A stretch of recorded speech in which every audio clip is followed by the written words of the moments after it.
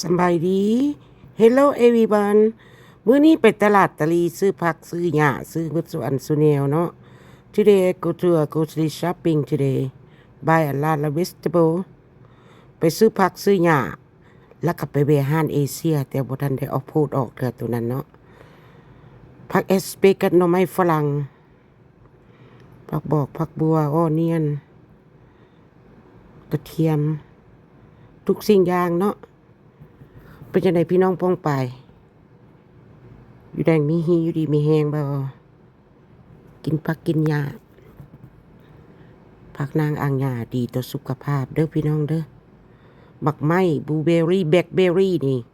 มอนเบอร์รี่บ้านเฮาเอิ้นน่ะดีเด้อมอนเบอร์รี่หั่นเด้อผู้ใดมีอันใบมอนนั่นน่ะต้มน้ำชากินพวกเบาหวอกเบาหวานหรือว่าในหรือว่า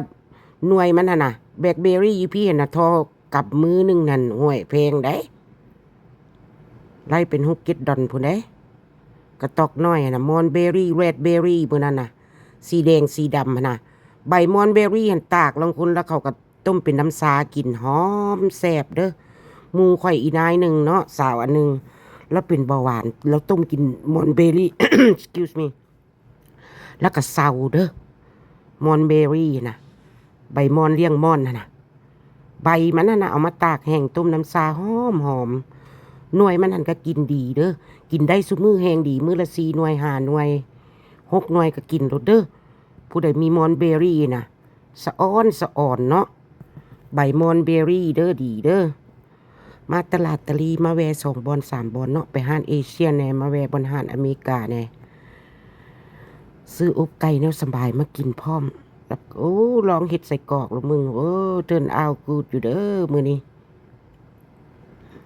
เฮ็ดโฮมเมดใส่กรอกไว้กินแน่สิพันกะยอให้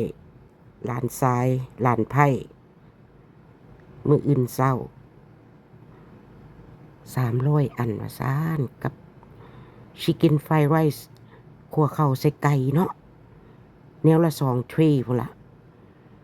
หั่นน่ะมาแวะตลาดแวะเอาน้ำมันอยู่ห้านนี้เนาะห้านเอเชียน้ำมันvegetable oil หมายความว่าน้ำมันผักนะมันทอดมันกรอบดีสำหรับมาแวะห้านตัวนี้พร้อมเนาะตลาดตัวนี้ซีนสต็อกสเต็กสามอกสมันกับห้านตัวนี้นี่แปลว่า good fresh ส่วนหลายมีแต่คนเขาเจ้ามีมีงานเขาเจ้าเลิกเลิกงานมาสบายมันบ่บีซี่มันบ่หลายคนเนาะปลาแซลมอนก็ fresh ยังใหม่ๆอยู่เนาะพี่น้องเนาะเฮียมาทำสบายดีพี่น้องป้องไปเมื่อสักครู่สุคนแล้วก็มาแวะเอาขวดไวน์แวะเอาอบไก่แวะเอาขวดไวน์แวะเอาน้ำมันไปทอดกระยอเนาะโอเคบายบาย have fun